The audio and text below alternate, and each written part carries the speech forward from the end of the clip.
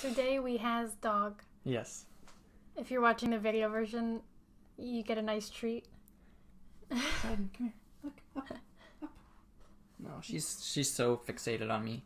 She always has to be near me, and she always has to be staring at me. She always has to be, whatever. English, I can't speak English. We're dog sitting right now. Yeah, for my sister. And she's so sweet. We're love her. We're working on some stuff with her, but she's a really good dog. It's just other dogs. She's not a fan. Yeah, but she's really well trained for like everything else. Yeah. Yeah. It's adult stuff. It's being an adult. It growing is. up, responsibility. Well, it makes me want a dog, and it also makes me not want a dog. Yeah.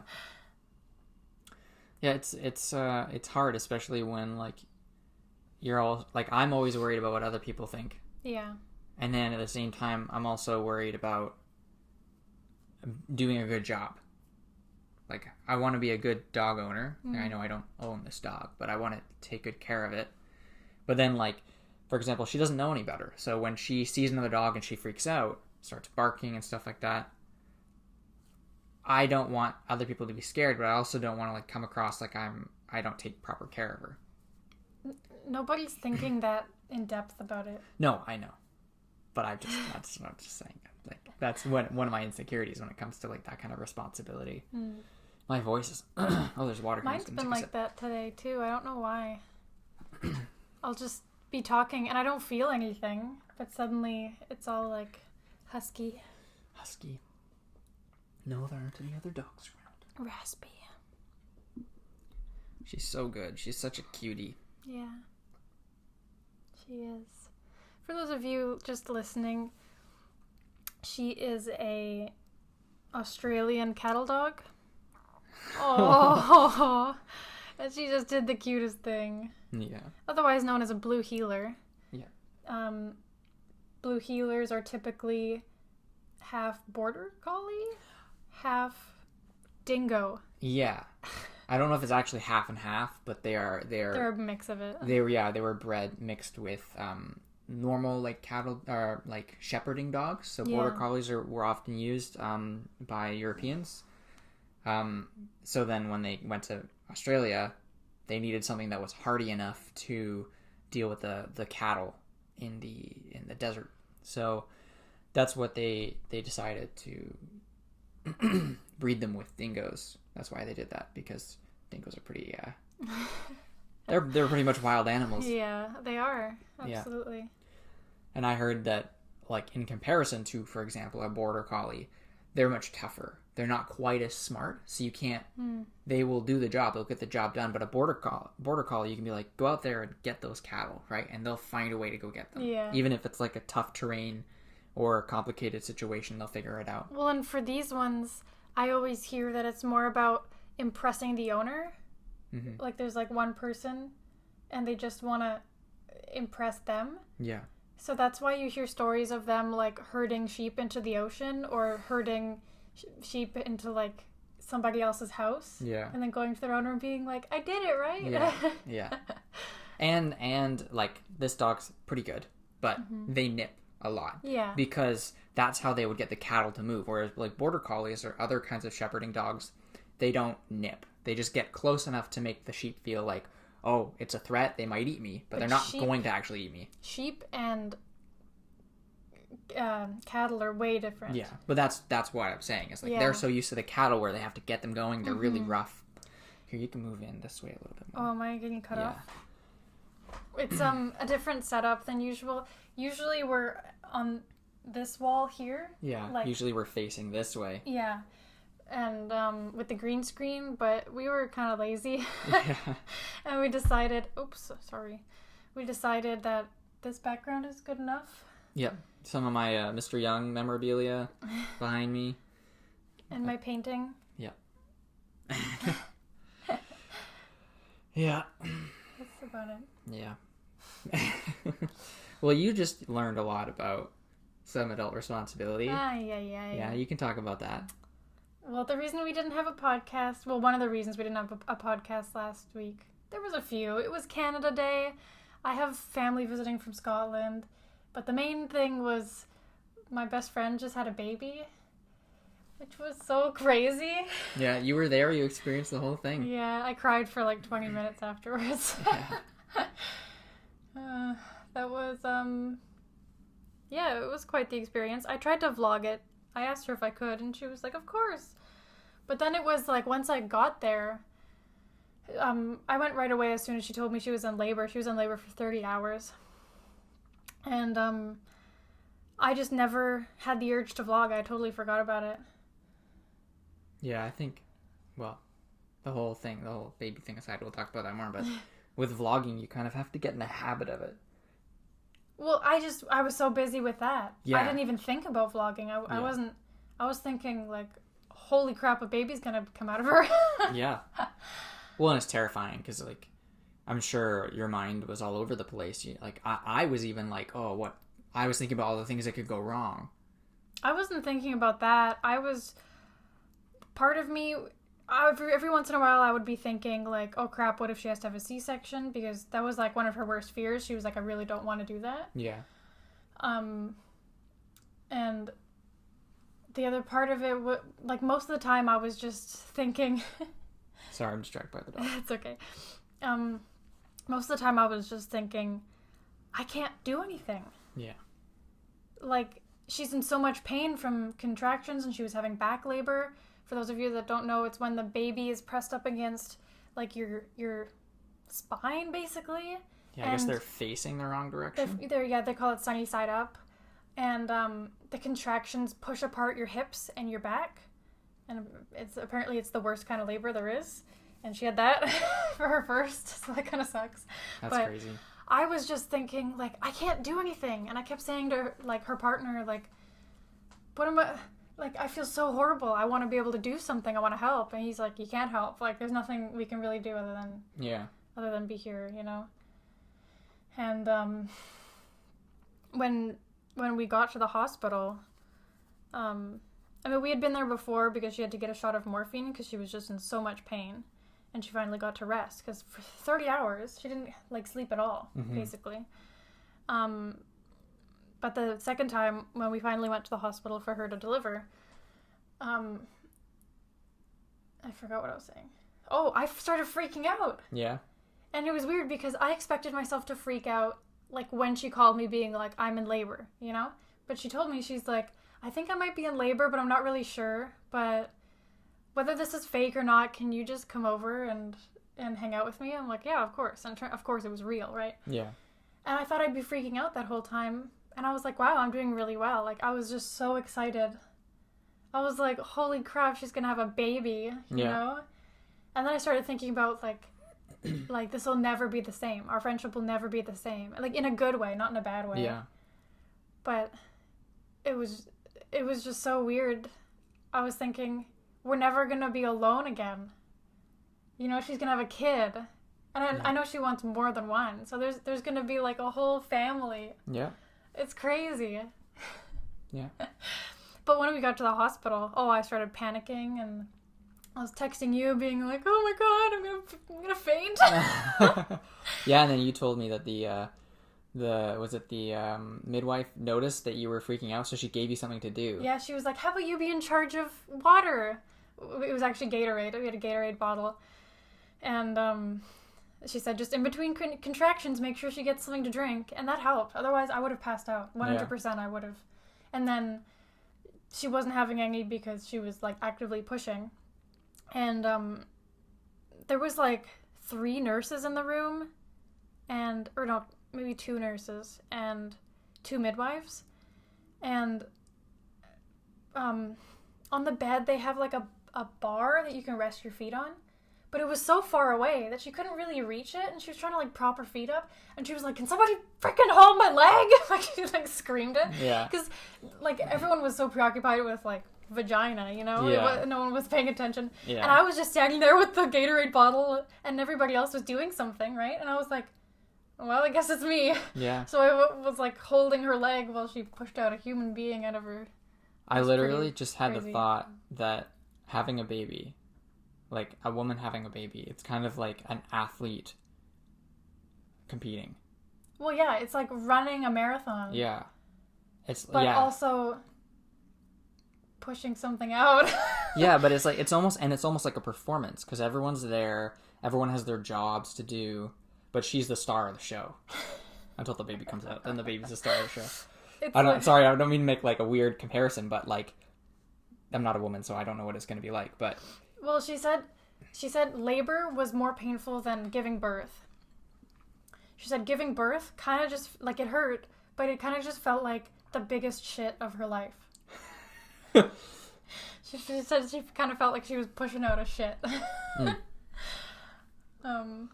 That's funny because like guys would always be like, well, I had massive shit one time, and women are like, that's nothing the same, which isn't, right? But it's like kind of funny that she said that. Yeah, well, she said nobody can ever make the comparison of getting kicked in the nuts. No. She said there is no comparison. No, I mean, you'd have to get kicked in the nuts repeatedly for 30 hours. Yeah.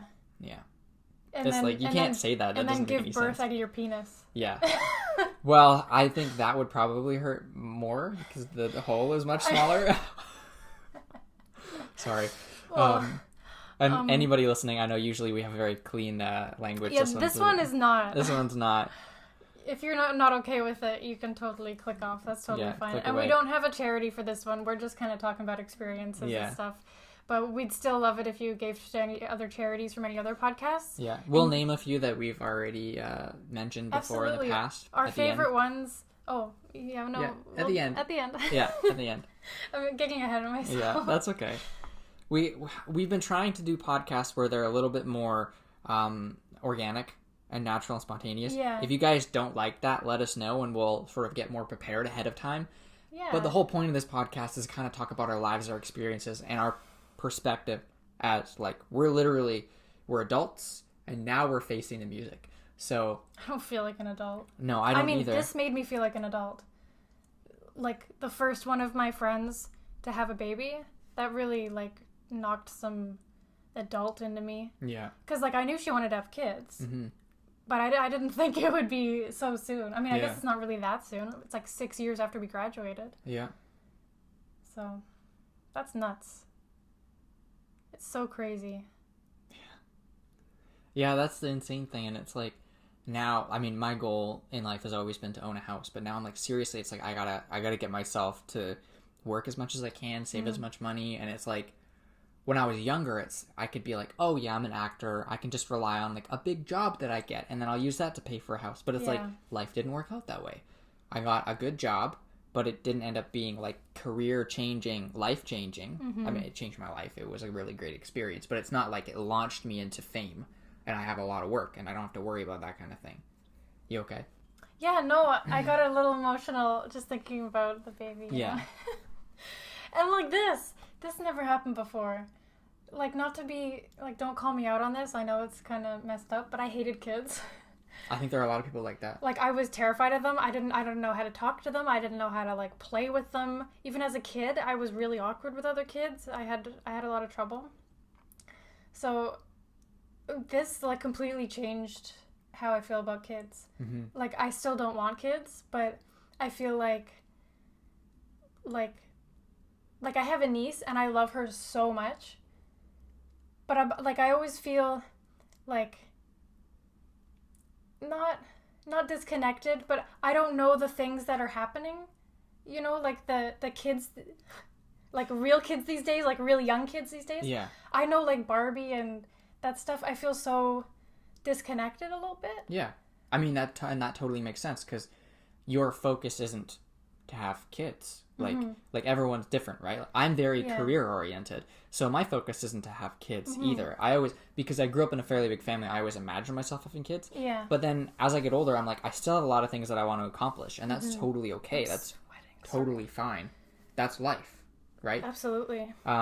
It's interesting because people who are older are always like, oh, well, late 20s, early 30s, that's when women realize they want to have kids. But I think it depends on the person. And the thing is, women, I don't know if I should even talk about this.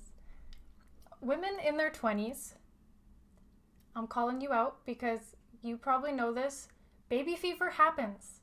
That's just life. Sometimes you feel like you gotta have kids. Mm-hmm.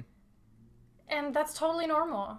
Well, that's just as normal as basically a man's purpose is to spread their seed. Mm-hmm. Like, it's a genetic objective. And I find that really interesting from like kind of a scientific point of view, because that very strongly interacts and affects that very strongly affects how we interact in society and operate. Like, sorry, my words are not coming through very clearly, but that's what I mean. Like, how we operate and our social life, how it goes through and everything. You okay? Yeah, what were you saying before? We were talking about baby fever. Here. Oh, right. I have such a bad memory. Well, we've been really busy lately, like with the taking care of the dog and and the other responsibilities that we have. So we've been trying to work on making more videos. I recorded a video yesterday. I gotta start editing it and get it out. I'm so bad. Last week, I mean, we talked about all the stuff that we had going on. Mm-hmm. So I didn't make a video for my channel. You didn't make one for your channel. We didn't do the podcast. Yeah. But this week, I have no excuse. I have so much time on my hands. I worked one day this week. Yeah.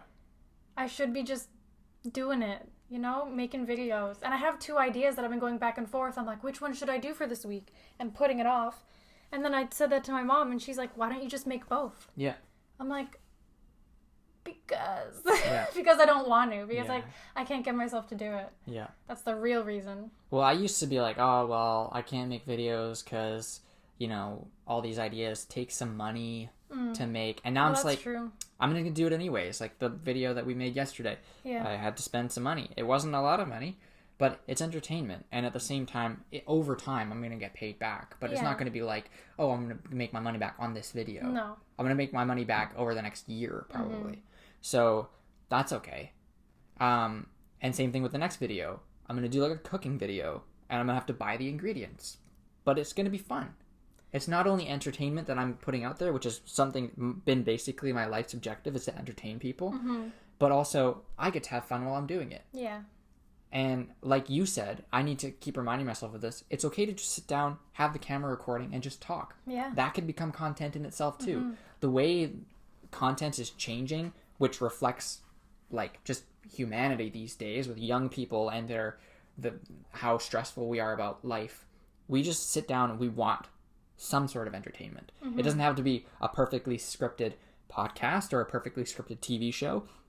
It's just something. I mean, we sat and watched the whole 2 or 3 hours of James Charles and PewDiePie playing Hunger Games Minecraft. Like, it's basically mindless jibber jabber with a little bit of objective in it, but it's like they're just like screaming and we're just sitting there like, this is fun. Yeah, we're laughing, we're enjoying. I think as humanity progresses and society progresses, standards lower. I think a lot of people our age are having an existential crisis, feeling like we have no control because the government isn't listening to us. And they're not doing what they promised. Like, in a lot of places. I'm not just talking about Canada. I'm not just talking about the United States. In a lot of places, we feel like we don't have any control. I agree. Because, excuse my bluntness, but the world's been, I'm going to swear. Yeah, go ahead. The world's been fucked up. And we're just stuck with it. Yeah. Like, the environment is just screwed up. No offense, baby boomers, but you kind of fucked us over. Yeah, I mean, that's my parents' generation. Oh, yeah. I mean, your parents' generation. Is that mine or is that... Your mom might be a bit, but my parents, for sure. My dad, for sure. Oh, yeah. Environment's screwed up. Economy is screwed up. And we're not allowed to complain about any of it. Yeah, like we're seen as ungrateful. Yeah. And then it's like, oh, well, if you're complaining about it, do something about it. Well, what can we do? We can't do anything about it. We're trying. We're asking the government to support climate change, like take action against climate change. Nothing's happening. And unfortunately... I'm going to call out Justin Trudeau. Mm-hmm. Unfortunately, has approved 2 new pipelines in Canada. So that's completely real nice. A 180 from when he was running. He approved one, and he bought another one. So sorry. Go ahead. He approved that one, 2 days after he declared a national climate emergency in Canada. Yeah. And Canada's supposed to be one of the countries that is actually legitimately concerned about the environment. Mm-hmm. Like, we only have 35 million people in the country. Yeah. That's not a lot of people. That's less than the population of California alone. So, and we have a huge, like, actual geographic space that we take up. Well, Switzerland has 8 million people, and the whole country is smaller than our province. Yeah. Or our state, if you're American. Yeah. So, that just makes me feel stressed out even more. Because, like, if I wanted to do something about it, for example, when I was a kid, I was growing up and I felt extreme anxiety about the environment, and I really wanted to do something about it. I really like science, so I thought, I'm going to be a scientist when I grow up. I mean, I got into acting and I really enjoyed that. That became one of my main passions. Mm-hmm. But in the back of my mind, I always watched Mythbusters. I always watched Discovery Channel. I always watched stuff that was science-based, and like my beliefs are in the environment and science, like today's science, right? Mm-hmm. Unfortunately, there's a whole other distraction that has a voice that is just makes me super mad. We won't get into it. Maybe in another podcast we'll talk about it. Anyways, if I wanted to do something about it, I'd have to go to school for at least like 6-7 years. And that's another part of the shit that we've been dealt. Yeah. The shit hand. You go to school for years, you get into a crappy amount of debt, and then you can't even do what you have a degree in. Yeah. On Reddit, I see all the time people saying, I'm in like $100,000+ of debt from school. I have this degree. I can't afford to move to the city where those jobs are. Yeah. So I move back home, and my debt keeps growing because I can't get a job that will be high enough to pay it off. Yeah. What I was thinking about the other day that kind of blew me away, we were sitting at that barbecue with your family from Scotland, mm-hmm. and your cousin said something about, oh, at least this job has, a good minimum wage, or a livable wage at least, right? Mm-hmm. And I kind of thought to myself, wow, I haven't ever heard someone say, at least I have a job that has a livable wage. Not here. No. I have a job that is above minimum wage, quite a bit above minimum wage, and it's still not a livable wage. I'm going to be real with you guys. I have a job that pays $25 an hour, which minimum wage in Canada is, what is it now? Like, I think it's like $13.85 or something. Minimum wage is $13.85. So this is $12 over the minimum wage. And the only way that it's livable is if I get paid overtime. And you work all the time. And I work Because even then, you don't get work all the time. Mm-hmm. Right? Because sometimes I work 4 hours. They call me, because I do stand-in. Mm-hmm. So they just call me for when they need me, like certain scenes. Mm-hmm. And the other day, I worked for 4 hours. And I'm lucky because the union makes it so that even if I work 2 minutes, I get paid for 8 hours. Yeah. But the only way that we could live, like, in an apartment in Vancouver. Yeah. Like even a studio apartment. What the hell are you doing? You okay? Oh, she's dreaming. She's dreaming. And be able to afford that and groceries and my car and electricity and internet. Yeah. Is if I was working like 12 hours a day. Yeah. And I'm doing my job that I'm only casual because I want to have time to do auditions and stuff, but I still do work. Yeah. Like last pay period, I worked more than someone who would be working part-time. Yeah. I make less than you do. Yeah. So then the other thing that blows me away is a lot of people rent. I mean, this is just like a personal choice in life kind of thing. A lot of people in this city rent, and the only thing that upsets me about that is if you actually look at what an estimated mortgage would be, it's less than what rent is. But a lot of the time it's cheaper than what rent is. Yeah. The city of Vancouver declared that $2,200 is affordable for a 1-bedroom apartment in Vancouver. They literally said affordable. Yeah. That's not affordable. Like, if they say that's the average price in Vancouver, then I'd believe them. But they're saying that that's affordable? I'm like, who? Well, and like, we're you? extremely lucky, like, in our current situation, we don't pay rent. Yeah, we're very lucky. We buy our own food most of the time. Yeah. And we contribute to the household that we live in. Mm-hmm. But we're lucky. We're extremely lucky. Yeah. And I'm hoping that we can get our own place and move out and maybe buy a place or something. But we are both, like today we were talking about that. And that's one of the reasons why we're making a podcast about this today, is we're going to try and kick it into high gear, work as much as possible, work on our goals, because those goals can move us forward in our careers and stuff like that. Not that weren't already focused on that, but now it's like we're adults. We need to do this. We need to be in our own space, our own situation. Dog hair in my mouth. That's the one thing that I didn't miss about having a dog. Yeah, waking up and having dog hair in my mouth. But she's so cute. She's adorable. How can you be mad at that face? She's asleep. Aww. Oh, she woke up. She's so funny because she's a super sweet dog to people. She'll only bark at people when she gets really excited, and it's just like, who are you? And like today when we took her on a walk, she barked at a guy who was on a roof because she didn't know. She was kind of like, what the hell is that? What are you doing up there? She was barking at him, and I had to like, what I do is I give her like a little nip with my hand. Like it doesn't even hurt. I just like poke her with my fingers a little bit. Because it distracts her. It reminds her that you're there. That I'm in charge, right? Yeah. It's like, I don't want you to be barking right now. No. And that's the one thing that we're working on her with, because she just, apparently this specific breed needs to be, when they're a puppy, needs to be socialized a lot. Otherwise they have trouble with other animals.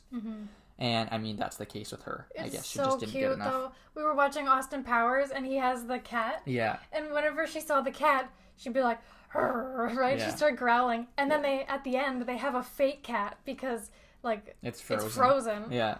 And she just looks at it and looks away. Yeah. Like she knew it was fake. Yeah, she knew it wasn't real. So funny. And when we play with her, like we bought her this toy last week, and it's just completely destroyed. It used to have a squeaker in it. It used to be round. It used to be a round ball, and now it's a mess. It used to have two of these like little loops on it.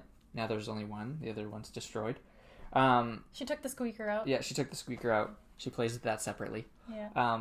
But when she plays with us, she sounds vicious more than when she's like trying to go after other dogs. Yeah. Which she's doing less and less now because we've been working with her on it. But she just sounds like she's gonna murder. Yeah. But if you say ow or stop or drop it, she just stops right away. Like she's so well trained. My sister did a really good job of training her. And she knows bang. Yeah. And she knows you can hold your hand up like real high and say touch, and she'll jump up and boop it with her nose. Yeah. You can do paw. You can say other paw, and she'll raise the other one. Yeah. She knows rollover kind of, but now she's lazy, so she doesn't go all the way. Yeah, she just goes on her back, and she's like, oh, do I have to? She used to know how, like, if you had a bell, like, my sister used to have, like, a little bell attached to a rope by the front door. She would go and ring that when she needed to go out to the bathroom. What a smart girl. Yeah.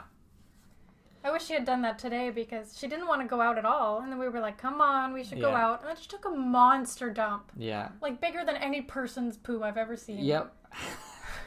It barely fit in the bag. It barely. Barely. I had to double bag it just in case. Yeah. Sorry, we're talking about dog poo. Today is just, this episode is all over the place. Yeah. And we don't even have a charity. Nobody wants to be associated with this episode. No. We don't even get permission to promote charities. I know.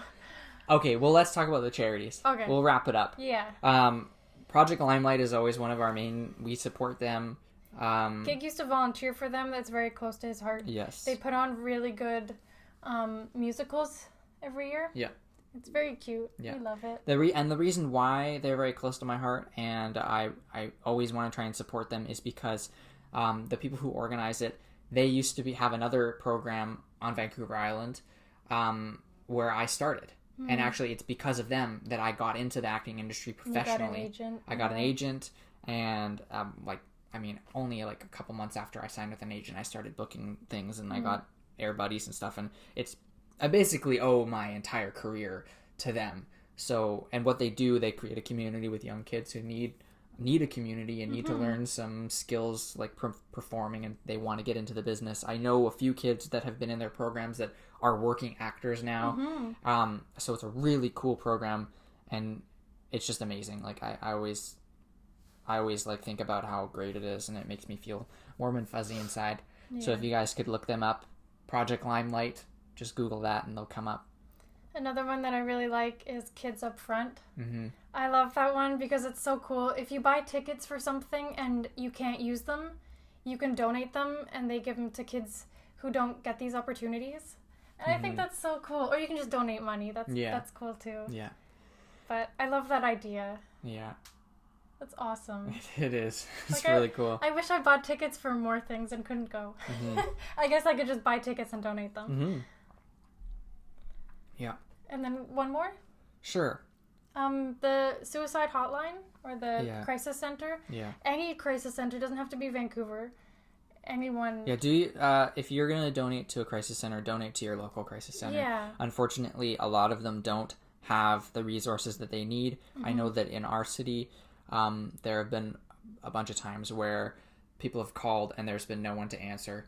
And that's just a really terrible thing, especially when you're not feeling well or you're having a crisis. Yeah. Your mental health is not where it needs to be. And you are trying to get help. That's the one thing. If you're trying to get help, that help should be there. Absolutely. So that's really important. That's important to both of us. And just know that if you ever call a crisis center and they don't answer, call 911. Yeah. They can help you as well. Yeah. Absolutely. They will answer and they will help you. Yeah. All right. Well, thanks for listening to this podcast. I know it's kind of all over the place. I'm pretty sure I've said in like one of the last podcasts that next time we'll be more organized. This time I mean it. This time I mean it. Next time we will be more organized. We'll play a game or something. We'll have some fun. As always, chat with us in the comments. Let us know what you think. Or email us. And thank you guys so much for listening. And we'll see you in the next one. Bye. Bye.